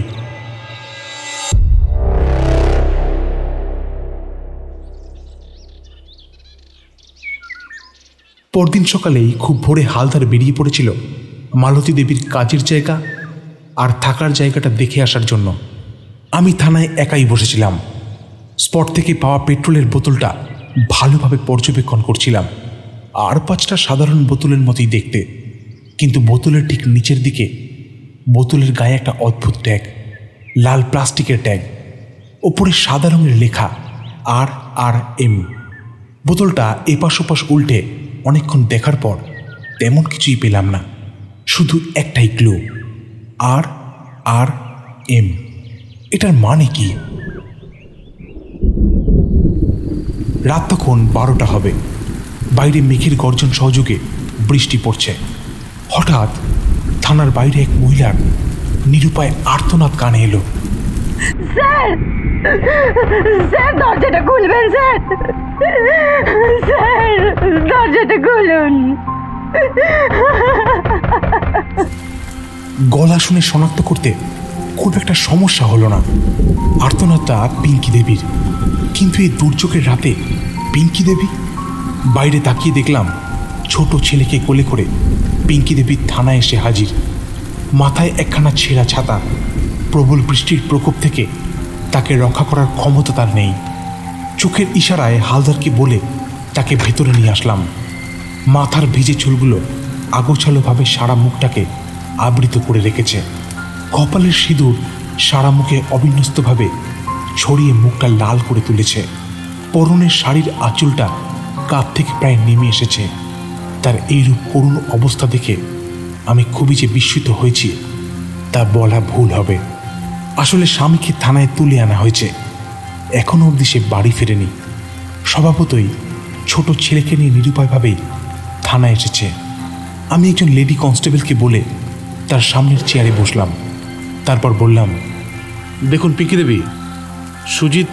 আমার কথা বলার আগেই পিঙ্কি দেবী চিৎকার করে কাঁদতে কাঁদতে আমার পায়ের কাছে ধপ করে বসে বলতে লাগলো, স্যার স্যার স্যার আমার স্বামীকে ছেড়ে দিন স্যার, ও নির্দোষ স্যার, ও কিচ্ছু করেনি, ওকে ছেড়ে দিন স্যার। আপনার সাথে আমার কোর্টে দেখা হবে পিঙ্কি দেবী। কাল সকালে আপনার স্বামীকে কোর্টে পেশ করা হবে। ও যদি দোষী হয় তাহলে উপযুক্ত শাস্তিও পাবেই। এসব কথা বলে আমার সময় নষ্ট করবেন না। স্যার আমার স্বামী কিচ্ছু করেনি স্যার, আমি আপনাকে সব বলছি স্যার, আমি আপনাকে সব বলছি, আপনি ওকে ছেড়ে দিন। সেদিন রাতে আমি আমার শ্বশুর শাশুড়ির খাবারে বিষ মিশিয়েছিলাম। আমার স্বামী হিসেবে কিচ্ছু জানতো না স্যার, কিচ্ছু জানতো না। পিঙ্কি দেবীর কথায় আমার সারা শরীর ঠান্ডা হয়ে গেল। মেরুদণ্ড দিয়ে একটা শীতল স্রোত ঝপ করে যেন নেমে গেল। লকআপের ওপরে সুজিত এতক্ষণ মাথা নিচু করে চুপচাপ বসেছিল। তার স্ত্রীর এই কথায় তার মাথায় যেন বাজ ভেঙে পড়ল। সে হতচকিত হয়ে তার স্ত্রীর মুখের দিকে অবাক দৃষ্টিতে চেয়ে রইল। আমি একটু থেমে চিন্তা করে পিঙ্কি দেবীকে জিজ্ঞাসা করলাম, আপনি যা বলছেন ভেবে চিন্তে বলছেন তো? হ্যাঁ স্যার, আপনাকে হাত জোর করে বলছি স্যার, আমার কথা বিশ্বাস করুন, আমি আপনাকে সব বলছি, সব। স্যার আমি আপনাকে সব বলে আমার স্বামীকে ছেড়ে দেবেন তো স্যার? পিঙ্কি দেবীর কথা শুনে আমার একবারও মনে হচ্ছিল না যে তিনি এক বিন্দুও মিথ্যে বলছেন। আমি মাথা নেড়ে ইশারা করাতে সে বাকি কথাগুলো খুলে বলল, স্যার আমার বিয়ের পর থেকেই এসে দেখি আমার স্বামী আর শ্বশুরে একসাথে মিলে জমিতে চাষ করে, তারপর সেই ফসল আমার স্বামী কলকাতায় বিক্রি করে। সারাদিন ধরে তারা দুজনে মিলে খেটে যে পয়সা ঘরে আনতো, তা দিয়ে আমাদের ভালোভাবেই চলে যেত। কিন্তু আমার বিয়ের অনেক আগেই আমার ননদের বিয়ে হয়ে গিয়েছিল। তার বিয়ের পর তার স্বামীর সঙ্গে তার কোনো বনিবানা হয়নি। হবে কি করে? সে একজন দুশ্চরিত্রা, একাধিক পুরুষের সঙ্গে তার অবৈধ সম্পর্ক আছে জানেন স্যার। এরকম মেয়ে ছেলের সাথে কোন পুরুষ থাকবে আপনি বলুন তো? তবুও আমার শ্বশুর শাশুড়ি তার সব সম্পত্তি তার মেয়ে মালতীকে দিয়ে দেবে। আমার স্বামী এতদিন ধরে ওনাদের যে দেখলো তার কোনো দাম নেই বলুন? আমার ছোট ছেলেটার কি কোনো ভবিষ্যৎ নেই স্যার? এটুকু বলে পিঙ্কি দেবী লকআপে বন্দি সুজিতবাবুর দিকে তাকালেন। সুজিতবাবুর ক্রোধান্বিত চোখ পিঙ্কি দেবীকে যেন ভস্ম করে দেবে। তার নিজের স্ত্রী তার মা বাবার মৃত্যু কামনা করত। এই নির্মম সত্যটা সুজিতবাবুকে ভিতর থেকে ছিন্ন বিচ্ছিন্ন করে দিচ্ছিল। আমি পিঙ্কি দেবীকে আবার প্রশ্ন করলাম, কিন্তু গৌরাঙ্গবাবু সব সম্পত্তি ওনার মেয়েকে দিতে চেয়েছিলেন কেন? নিজের ছেলের প্রতি এত রাগের কারণ কি? ওই নষ্ট মেয়ে ছেলেটাই মনে হয় বাবার মাথা খেয়েছিল স্যার। কলকাতায় কি জানি কি করে বেড়াতো, ওর নাকি অনেক টাকার দরকার। বাবার কাছে এসে আমার স্বামীর নামে মিথ্যে কুৎসা রটাতো আর বলতো সব সম্পত্তি যেন ওকে দিয়ে দেওয়া হয়। আসলে সব কিছু ছিল নাটক। আর বাবা মা ওর তালে তাল মিলিয়ে আমার সামনে আমার স্বামীকে যা নয় তাই বলে অপমান করতো। আমি আর সহ্য করতে পারছিলাম না স্যার, আর পারছিলাম না। তারপর আপনি কি করলেন? সেদিন রাতে খাওয়া দাওয়ার পর আমার স্বামীর সাথে আমার শ্বশুর জমি ভাগাভাগি নিয়ে ও অশান্তি করছিল। বাবা জানিয়ে দিয়েছিল যে মালতী স্বামী তাকে দেখে না, তাই পুরো জমিটা মালতীকে দিয়ে দেবেন।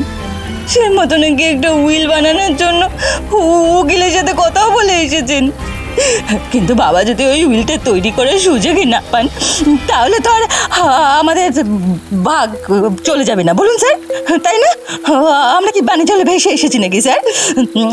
এই যে আমার ছোট বাচ্চাটা, বলুন আপনি বলুন, ওকে এই বংশের কেউ নয় স্যার, ওকে এই বংশের কেউ নয়। ওর প্রতি কি আমার শ্বশুরের কোনো দায়িত্ব ছিল না স্যার?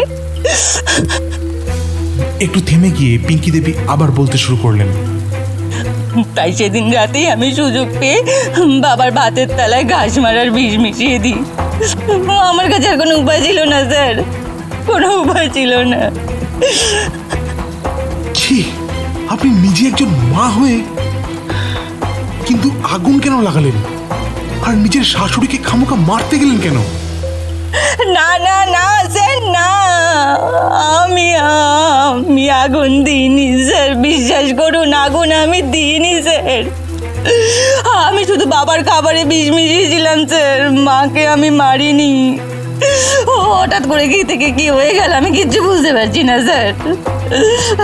স্যার এবার আমার স্বামীকে ছেড়ে দিন না স্যার, ও তো কিচ্ছু করেনি, এসবেরও কিচ্ছু জানে না স্যার, আমার স্বামীকে ছেড়ে দিন, আমার স্বামীকে ছেড়ে দিন স্যার।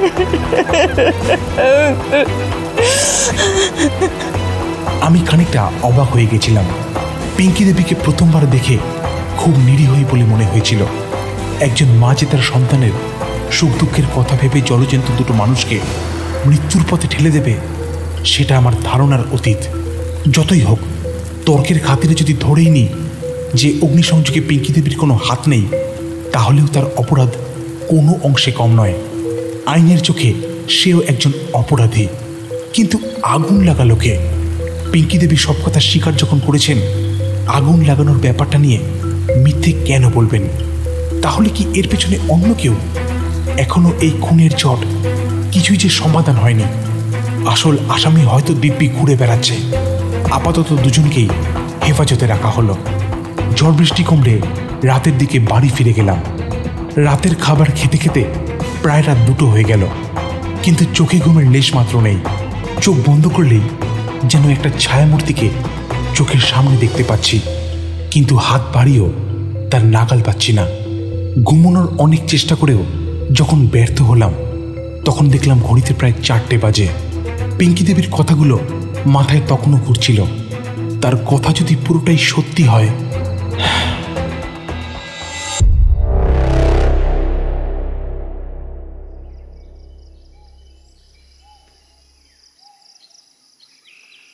সময় ভোর 5টা। হালদারকে ফোন করলাম। হালদার, কালকে যে খোঁজগুলো নিতে বলেছিলাম, নিয়েছিলে? হ্যাঁ স্যার, কলকাতায় গিয়ে অনেক খোঁজ খবর নিয়ে এসেছি। আচ্ছা, মালতীর শ্বশুরবাড়ির খোঁজ নিয়েছিলে? স্যার, মালতী দেবীর শ্বশুরবাড়ি বনগাঁ রূপনগর গ্রামে, স্বামীর নাম বিমল। ভেরি গুড, চলো এখনই বেরোতে হবে। হালদারকে সঙ্গে নিয়ে বেরিয়ে পড়লাম। বনগাঁ পৌঁছে মালতী দেবীর শ্বশুরবাড়ি খুঁজে বের করতে সমস্যা হলো না। বাড়িটি ছোট, জঞ্জাল ও ঝোপঝাড়ে বাড়ির সামনের অর্ধেক প্রায় দেখাই যাচ্ছে না। মাটির বাড়ি, উপরে টিনের ছাদ। আমি বাইরে থেকেই মালতী দেবীর স্বামীর নাম ধরে ডাকলাম। বিমলবাবু আছেন?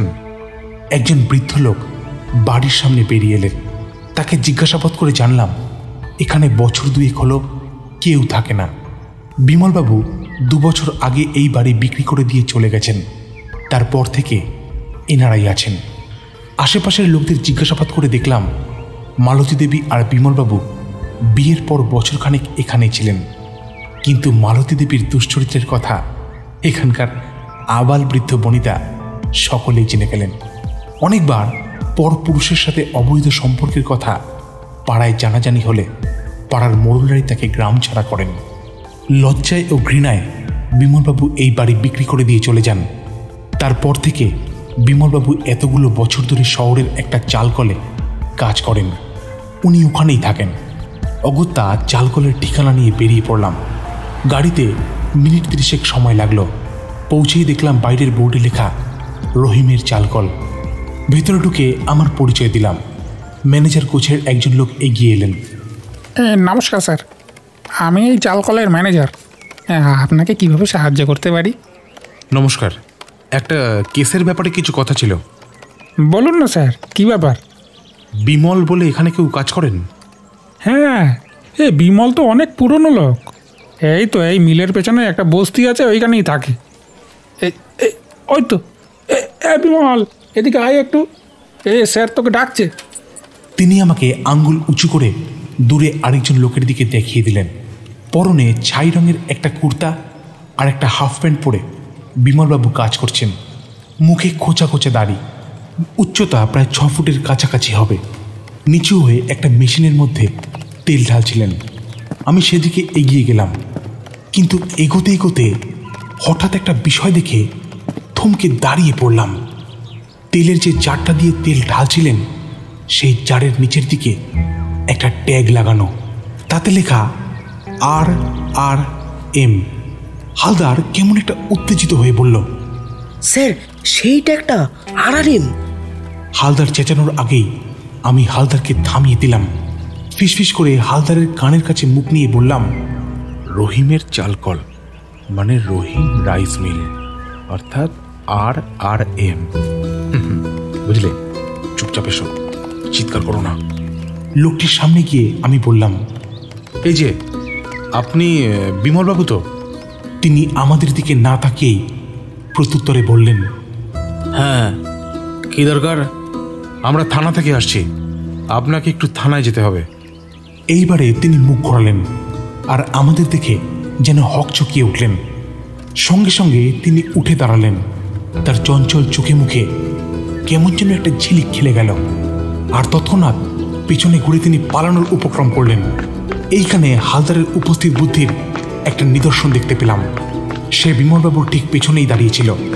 তাকে পালাতে দেখে শরীরটাকে কাত করে নিজের পাটা সে এগিয়ে দিল, আর সঙ্গে সঙ্গে বিমলবাবুর পা জড়িয়ে গিয়ে তিনি ধূলিসাৎ হলেন। আমিও সুযোগ বুঝে তার কলারটা চেপে ধরে তাকে দাঁড় করিয়ে দিলাম। পালানোর চেষ্টা করবেন না বিমলবাবু। আমি আমি থানায় যাব কেন? আমি কি করেছি? আমি কি করেছি? গৌরাঙ্গবাবু আর মিনতি দেবীকে মারলেন কেন? আপনার রাগ তো আপনার বউয়ের ওপর। না না না, আমি আমি আমি তো কাউকে মারিনি। ছেড়ে দিন, ছেড়ে দিন আমাকে। সহজে আপনি স্বীকার করবেন না, সেটা আমি ভালো করেই জানি। থানায় চলুন, কথা কিভাবে বের করতে হয় তার উপায় আমার ভালোই জানা আছে। বিমলবাবুকে থানায় নিয়ে এসে ইন্টারোগেশন রুমে যখন ঢোকালাম তখন বেলা গড়িয়ে বিকেল হয়ে গেছে। ইন্টারোগেশন রুমের স্যাঁতস্যাঁতে পরিবেশ আর দম বন্ধ করা ভারী বাতাসের ছোঁয়া অনেক বাঘা বাঘা অপরাধীর আত্মবিশ্বাসকে মাটিতে মিশিয়ে দেয়। বিমলবাবু বোধ করি ঘাঘু আসামি নন, তাই তার চোখে মুখের অবস্থা সত্যিই দুর্বিষহ। অযথা কথা বাড়াবেন না, তার ফল ভালো হবে না। যা জিজ্ঞাসা করছি তার ঠিক ঠিক উত্তর দিন। 25শে মে রাতে আপনি কোথায় ছিলেন? আমি আমি মানে মানে আমার কারখানায় কিছু কাজ ছিল, আমি তো ওখানেই ছিলাম। মিথ্যে কথা। শুনুন, আপনাদের কারখানার রেজিস্টারটা আমি কিন্তু আগেই দেখে নিয়েছি। আপনার নাম তো তাতে ছিলই না। তাহলে? বিমলবাবু নির্বাক, তার ঠোঁট জোড়া থরথর করে কাঁপছে, কিন্তু মুখ দিয়ে কোনো আওয়াজ বেরোচ্ছে না। আমি আবার বললাম, 25শে মে আপনি বিকেলবেলা ডিউটি সেরে ওখান থেকে বেরিয়ে এসেছিলেন। আপনার বস্তির ঘরে যে আরেকজন কর্মচারী আপনার সঙ্গে থাকে সে আমাকে জানিয়েছে। তাই মিথ্যে কথা বলে আপনি নিজেই বিপদ বাড়াচ্ছেন বিমলবাবু। সব সত্যি কথা বললে তাতেই আপনার মঙ্গল হবে। নিরুপায় হয়ে মাঠের দিকে তাকিয়ে বসে রইলেন বিমলবাবু। আচ্ছা, আপনার বউয়ের উপর আপনার এত রাগ কেন? অনেকক্ষণ ধরে আটকে রাখা স্রোতের ধারা যেন এক লহমায় মুক্ত হয়ে গেল। বিমলবাবুর বিহবল পড়া মুখে নতুন করে কথা ফুটে উঠল, আর প্রতিটা কথা যেন ছুরির ফলার মতো তীক্ষ্ণ। বেশ্যা, বেশ্যা, ওর সাথে অনেক পরপুরুষের সম্পর্ক আছে, সবাই জানে। ছি ছি, আমার জীবনটাকে শেষ করে দিয়েছে ওই মাগি। রাস্তায় নামিয়ে এনেছে আমাকে। এসব কথা সব জানাজানি হয়ে গেছিল।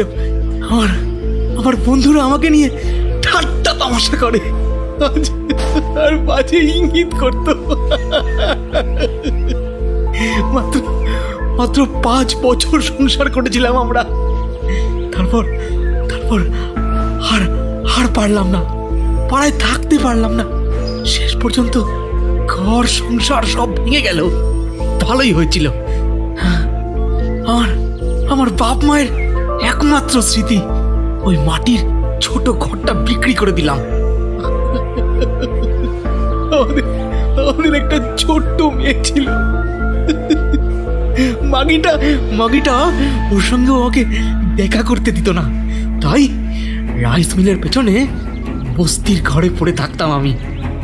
বস্তির ঘরে, এই যে ওই নোংরা মেয়ে ছেলে কলকাতায় নোংরা কাজ করতো, শালা অনেক পয়সা রোজগার করতো, অনেক পয়সা। হ্যাঁ, ওকে অনেকবার বারণ করেছিলাম, শালা মাগি শোনেনি। ওর বাপ মাকেও বলেছিলাম, তারা আমাকে বিশ্বাস করেনি, ভাবতো আমি লম্পট। হ্যাঁ, আমি লম্পট। আর ওনাদের মেয়ে কলকাতায় মহৎ কাজ করছে। হ্যাঁ, আমার মান সম্মান সব জলাঞ্জলি দিয়ে দিয়েছিল। নিজের পেটের মেয়ের কথাও ভাবেনি একমাত্র, শালা।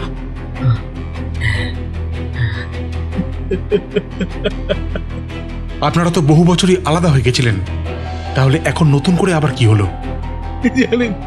জানেন স্যার, আমি একরকম ভাবে নিজের জীবনটা গুছিয়ে নিয়েছিলাম। আমার জীবনে কি আছে বলুন? মাঝে মাঝে কলকাতায় গিয়ে মেয়েটাকে দেখে আসতাম। হ্যাঁ, কয়েকদিন আগেও না সেরকমই মেয়েটাকে দেখতে গেছিলাম। 1 বছর আগেই মেয়েটার 18 বছর পূর্ণ হয়েছিল। এইবারে গিয়ে শুনলাম মালতী নাকি নিজের মেয়েকে ওই নোংরা কাজে নামাতে চাইছে। ভাবতে পারেন? আর তার জন্য নাকি ওর অনেক টাকার প্রয়োজন। তার জন্য মালতী নাকি নিজের বাবার কাছে মিথ্যে কথা বলে ওর পৈতৃক সম্পত্তি নিজের নামে লিখিয়ে নেওয়ার পরিকল্পনা করছে। মিথ্যে কথা? কিসের মিথ্যে কথা? মিথ্যে নয়। মালতী আর বাবাকে বলেছিল কলকাতায় অনেক বড় কলেজে নাকি মেয়ের পড়াশোনা করাবে, তাই নাকি অনেক টাকার প্রয়োজন। এইসব মিথ্যে কথা বলে ও সম্পত্তি নিজের নামে লিখিয়ে নেওয়ার পরিকল্পনা করছিল স্যার। আমি মিথ্যে বলছি না। ও নিজের মুখে এইসব আমাকে সেদিন বলেছিল। শুনে ঘেন্নায় আমার মাটিতে মিশে যেতে ইচ্ছা করছিল স্যার।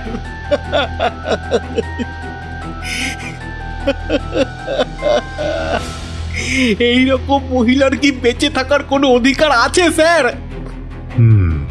কিন্তু মালতী দেবী কিন্তু বলেছিলেন উনি কলকাতায় চাকরি করেন আর মেয়ের বিয়েও দিয়েছিলেন, জামাইও কলকাতায় থাকে। সব মিথ্যে স্যার, সব মিথ্যে।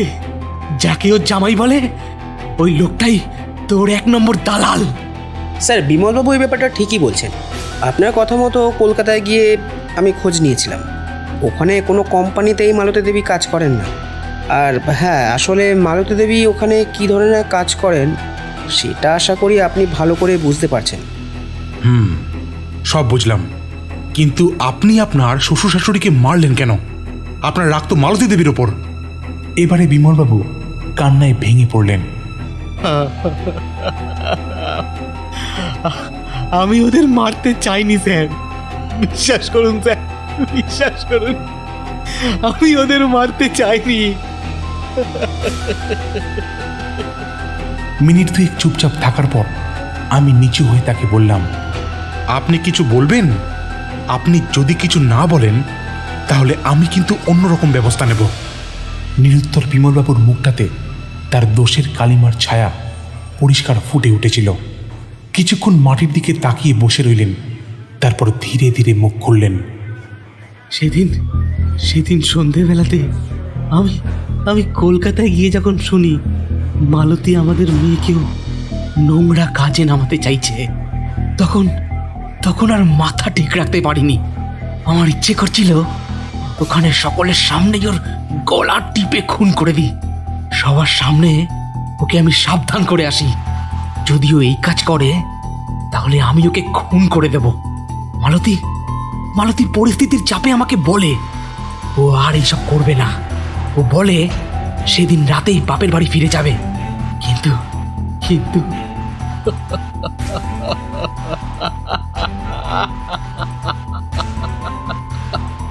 বিমলবাবু, কি হলো?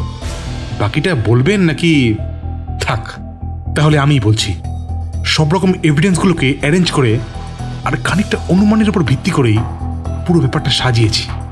ভুল হলে ধরিয়ে দেবেন। স্ত্রীর ওপর ভীষণ রাগে আপনি নিজেকে সামলাতে পারছিলেন না। আপনি সে রাতেই পরিকল্পনা করেছিলেন স্ত্রীকে পৃথিবী থেকে সরিয়ে দেবেন। তাই মধ্যরাতে গৌরাঙ্গবাবুর বাড়িতে গিয়েছিলেন আপনার স্ত্রীকে হত্যা করতে। কিন্তু আপনি বুঝতেই পারেননি সেখানে আপনার স্ত্রী সেদিন জানেনি। আপনার স্ত্রী তার মেয়ের শ্বশুরবাড়িতে চলে গেছিলেন, মানে ওই নকল শ্বশুরবাড়িতে আর কি। সম্ভবত আপনার মেয়ের শরীরটা খুব একটা ভালো ছিল না, সে রাতে আপনার স্ত্রী ওখানেই থেকে গেছিলেন। আর অন্যদিকে আপনি সেসব না জেনে রাত মোটামুটি 3টের পরে গিয়ে উপস্থিত হয়েছিলেন মালতী দেবীর বাপের বাড়িতে। গ্রীষ্মের রাতে হয়তো বাইরের দরজা অল্প খোলা রেখেই সবাই শুয়ে পড়েছিল।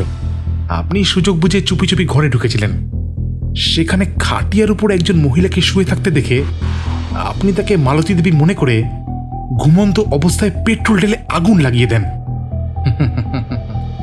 আসলে সে মহিলা ছিলেন মালতী দেবীর বৃদ্ধা মা মিনতি প্রামাণিক। এ অবধি ঠিকই ছিল, কিন্তু হঠাৎ করে গৌরাঙ্গবাবুকে মারতে গেলেন কেন? বিমলবাবু কাঁদতে কাঁদতে উত্তরটা দিলেন,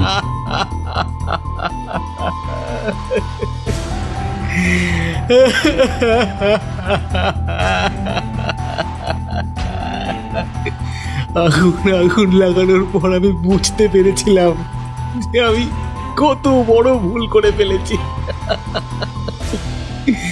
কিছু না বুঝতে পেরে পালাতে যাচ্ছিলাম, কিন্তু পালানোর সময় গৌরাঙ্গবাবু হঠাৎ ঘরে ঢুকে গিয়েছিলেন।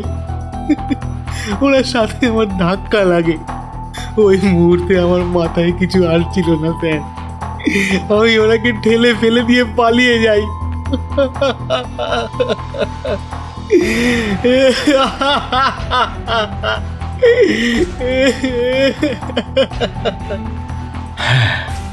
এতক্ষণে ব্যাপারটা বোঝা গেল। বিষ মাখানো খাবার খেয়ে গৌরাঙ্গবাবুর হয়তো রাতের দিকে পেটের সমস্যা দেখা দিয়েছিল, তাই উনি সারা রাত ধরে বারবার বাথরুমে যাচ্ছিলেন। আর কাজ ছেড়ে ঘরে ঢোকার সময় আপনার সঙ্গে ধাক্কা লাগে। আপনার ঠেলা খেয়ে তিনি টাল সামলাতে না পেরে খাটের উপর আগুনের উপর গিয়ে পড়েন, আর সেখানেই ভবলীলার সাঙ্গ হয়। ওদিকে আপনি দৌড়ে বেরোনোর সময় পেট্রোলের বোতলটা উঠোনে তুলসী মঞ্চের কাছে ফেলে দিয়ে পালিয়ে যান। আপনি পালানোর সময় রামগতি নামে একজন স্থানীয় লোক আপনাকে দেখে ফেলেছিলেন। যদিও তখনও আলো ফোটেনি বলে উনি শুধু লম্বা একটা ছায়ামূর্তি পালিয়ে যেতে দেখেছিলেন, তাই তো?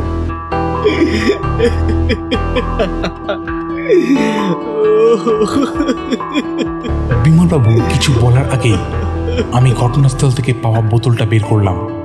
এই বোতলটা তার প্রমাণ। তাড়াহুড়োতে আপনি যেটা ফেলে গেছিলেন। এখানে RRM লেখা ট্যাগটার মানে রহিম রাইস মিল। সেটা উদ্ধার করতে আমার একটু সময় লেগেছিল, না হলে আপনি অনেক আগেই ধরা পড়ে যেতেন। দুটো খুন করে আপনি পার পেয়ে যাবেন মনে হচ্ছে। আইনি প্রক্রিয়ার মাধ্যমে পরদিনই বিমলবাবু এবং পিঙ্কি দেবীকে কোর্টে পেশ করা হয়েছিল।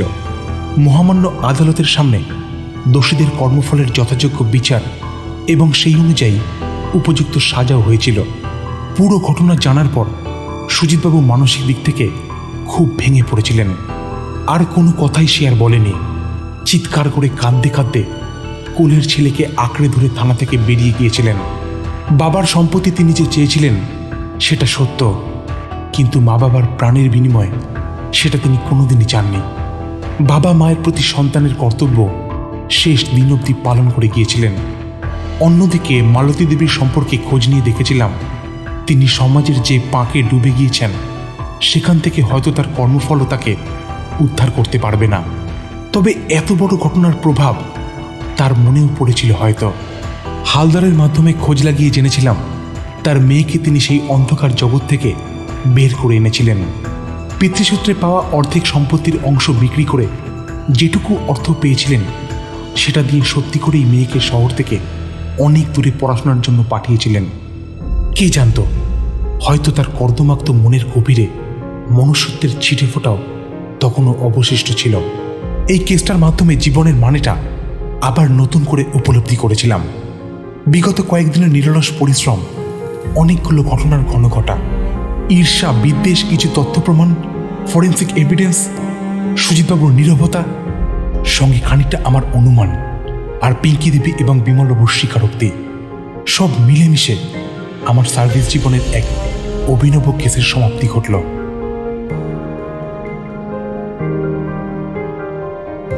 আপনারা এতক্ষণ শুনছিলেন দারোগা সমরেশের গল্প প্রাণঘাতী অগ্নিবাণ। গল্পটা কেমন লাগলো সেটা অবশ্যই কমেন্ট করে জানাবেন। আজকের প্রশ্ন, গল্পতে উল্লেখ করা RRM এর ফুল ফর্ম কি? কমেন্ট করে আপনাদের উত্তর জানাবেন। সঠিক উত্তর দিলে আপনার নাম পরবর্তী ইউটিউব শর্টসে অবশ্যই বলা হবে।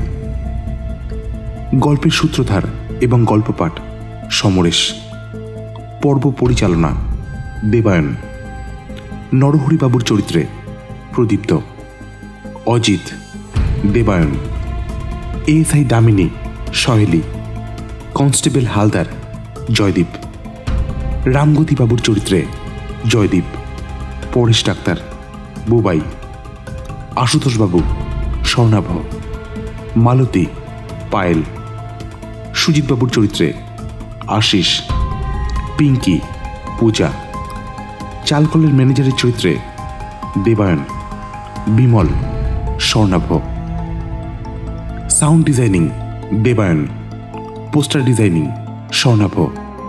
আমাদের উপস্থাপনা ভালো লাগলে লাইক করবেন এবং বন্ধুদের সঙ্গে শেয়ার করবেন। দারোগা ডায়েরি চ্যানেলটি সাবস্ক্রাইব করতে অবশ্যই ভুলবেন না। ভালো থাকবেন। ধন্যবাদ।